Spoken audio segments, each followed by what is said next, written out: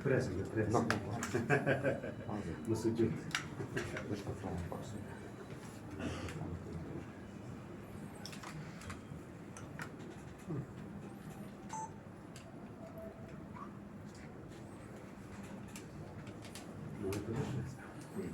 No, Beirut, Mixi. Zari. Mani për nësës një shvejt, po. Mundë më të. Sot është seansa e parë e Kuvenit Qendror të Partisë Demokratike Shqiptare, ose në kongresu zgjat Kuvenit. Me statuta kemi që sot të zgjidhim kryetar në Kuvenit Qendror, po ashtu edhe kryesinë e partisë, duke përfshi edhe pozitat drejtuese në kryetar dhe sekretarët. Me statutën ka pasur kryesinë se Kuveni zgjedh. Parafërsisht kjo ajo atë që do të punojmë sot në Kuven. Kryetar, lidhje me këtë çështje që do bëhet një zhurmë e madhe lidhje me emrat e rrugëve në Tetov, çfarë realisht po ndodhet dhe çfarë duhet bërë? E para që mos të duken tepër partijak. Me Macedon nuk punohet kështu. Nuk mund merren kështu. Kryesisht me Slavë. Ata kur janë ngushtë bëjnë marrëveshje, më pastaj pa ndërpre. Çdo marrëveshje e bëjnë të rinegociueshme edhe një herë. Të marrin proces negociatave derisa të ndërmendet të lodhën. Çështja e dytë është se di fatmirësisht apo fatkeqësisht, kjo çështje e rrugëve është vetëm ajo maja e icebergut të një pushteti manipulativ dhe i vëzhgimit. Ndryshimi i rrugëve s'ka ekzistuar. Përdorimi zyrtar i gjuhës shqipe s'ka ekzistuar. Çlirimi i kombit s'ka ekzistuar. Dhe kjo është vetëm vërtetim i një qeverisje manipulative dhe në të ardhmen qytetarët, shqiptarët, nuk duhet të habitet se sa më shumë do të shkrihet ajo maja e icebergut, aq më shumë mbeturina, gjuvre, mos të ndonjë fjalë në atronë, që s'është mirë në opinion, do të zbulohen për këtë. Çfarë pret Maqedoninë, zoti Thaçi, në këto represione apo presione ndaj shqiptarëve që po bëhen bashkësi? Pyetësh shumë edhe me një kolegën tuaj poshtë, jo formalisht, nëse do këtë do të ketë një shpjegim për një që janë mendoj unë që qeveria kryeministri nuk jam ngesur. Ka një shpjegim benin, se kretë kjo bëhet se planifikohet shkollët i zgjedhje, paritet ratingu, për ndryshe po mos jetë kështu. E ardhmë është fatalitet. Është shumë gabim. Edhe nga kjo qeveri, edhe nga elitat tjera që i kanë Macedon, elitat politike, të mendojnë se me këtë politikë poshtmuse, nënçmuse, denigruse, diskriminuese ndaj shqiptarëve, nuk do të provokojnë destabilizimin e vendit. Edhe pse unë jam i variantës parë, mendoj se kryeministri nga një recept tashmë i vetruar për shtetet moderne, se në Serbisë apo të Vučićit shkon në sa më shumë ngritje të ratingut vetë në bazë një politike pseudo-nacionaliste për të fituar zgjedhjet. Mendoj se zgjedhjet do të kemi shpejt, aq shpejt është, mas 6 muajve apo mas 8 muajve, dhe pastaj do t'i bëjë gjitha kompromisin. Mendoj se s'ka kuptim. Shohim ata se s'bëjnë kompromis. Se Venezuela, Irani, që thoshte se s'bëjnë kompromis, është pa kuptim. Edhe një pyetje kam, lidhje me bashkëtesën mes shqiptarëve dhe maqedonëve. Është e njohur më veç se maqedonasit haptazi votojnë për atë që është më i keq ndaj shqiptarëve. Çfarë do të thotë për bashkëtesën tonë tani? Dgjoj, bashkëtesë s'ka, s'do të ketë. Është formulim pseudo-politik komunist. Ne mund të kemi pranë jetesë me rregulla të forta të funksionimit të sistemit, po bile dhe me rregulla të forta të funksionimit territor. Është ndonjë e vërtetë e pushtetit mes atyre dhe nesh, në vijë horizontale dhe vertikale. Dikush thotë po si, një herë po e përsëris.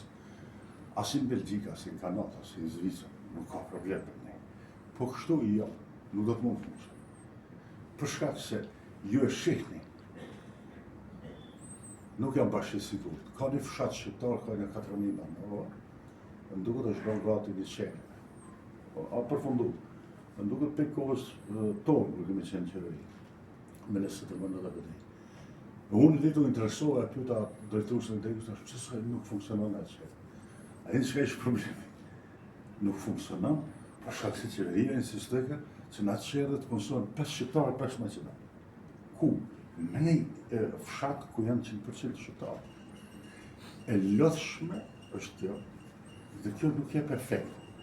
Pra ku unë mendoj se qasja, rinegocimi që duhet bëjmë ne shqiptarët, Maqedonë me ne, me ata, janë këto formulime të cilat janë afat gjatë.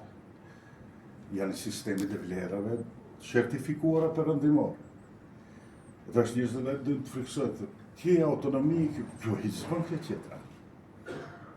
Se nëse kemi kalu një 20 vjeqa, ku bëdia krekoseshte me disa rezultate, që të flasin të drejten, ka pas disa rezultate të paknatshme, për mua shumë të vogla, po ka pas disa rezultate. Kjo është fjallori korrekt politik. Tash edhe ata t'i fshitani. Që s'ka fund. Kryetar, një pyetje. Besoni se ka ndonjë marrëveshje ndërmjet Vlenit, BDI-s dhe VMRO-s, të përbashkët? Për shkak se Mbroma Aliameti e theksoi se herën e parë tha Mickovski është rritur me keksa, ndërsa Mbrom i dërgoi porosi të tjera që kjo nën kupton atë fjalorin ndërmjet rreshtave se mos ka ndonjë marrëveshje për ndonjë skenar edhe më të zi. Se fjala dhe bëhet belaja. Është në një problem. Përgjigja ime apo mendimi im ndoshta mund të jetë të pa drejtë, unë nuk komunikoj. Po, kuptohet. As me VMRO-n, as me Vlenin, as me BDI. Kërkesat e tyre për komunikim janë përgjigjtë. Kështu me ata komunikoj veç publik. Kush do të thotë? Këtë kryeministri dhe dekretar bëri. S'është kërkuar. Ky është qendrimi im. Kërkesat e tjera që për të folur me mua, nga ana qeverisë, sa dhe ishte interesant ishte. Ata nuk kanë dëshirë që të ballafaqohen me mua në publik. Si duket, unë jam shumë më kredibil në publik se sa ata. Ndoshta vota nuk kam shumë, po të qytetarët e dinë ata se unë s'arrin, nuk e njeh.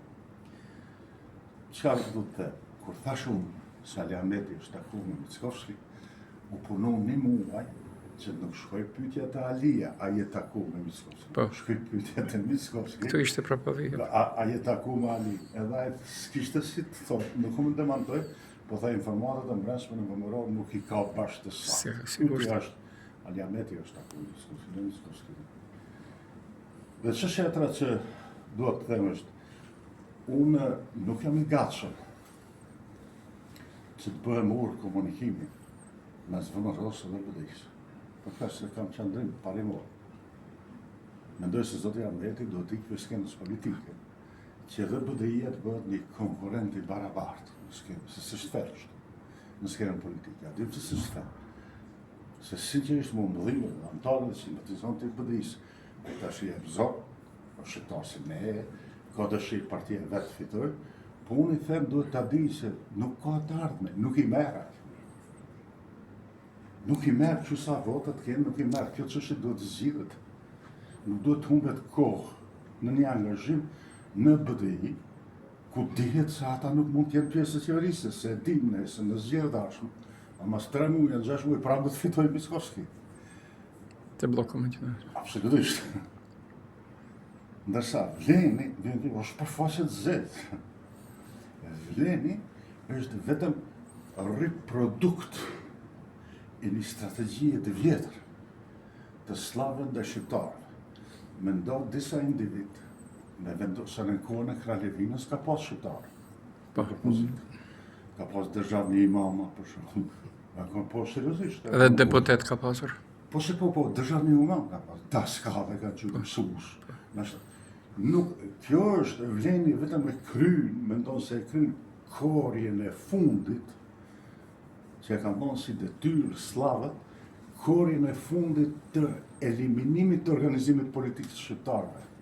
Kjo është problemi. Sa kanë luftu BDI-a me PDSH-ën, me decenje, nuk ka ndodhë kjo korje, se cila me gabimet e veta dhe se cila me meritat e veta. Dikush më shumë, dikush më pak. Vleni është faqe zezë. Dhe e fundit, kjo faqe zezë, fatkesisht, shkon edhe të qeveria e Kosovës, e cila në këto momente shumë të vështira dhe të rënda, asnjë pozicion nuk merr për nivelin e respektimit të drejtave të shqiptarëve të Maqedonisë apo të arriturave të shqiptarëve të Maqedonisë. Du të them në zgjata shumë përgjigjen se është problem shumë më i madh se sa i dy partive apo dy individëve. Këtu kanë depërtuar ata me strategjinë e tyre dhe tash janë gatshëm që të jenë shumë kreativ në shpartallimin e organizimit politik shqiptar. Jo të PDSH. Jo të BDI-a. Po të njerëzit i vetë që i kanë qeveri. Vleni ka probleme të mëshme me fenomenin se kush jeton për shpatës, des për shpatës. Fatme Limoni, Arben Fetar. Shkatrimi mbrësëm se ata nuk e përfaqësojnë më Vlenin, rinë në pozita drejtuese në institucion. Faleminderit shumë. Faleminderit.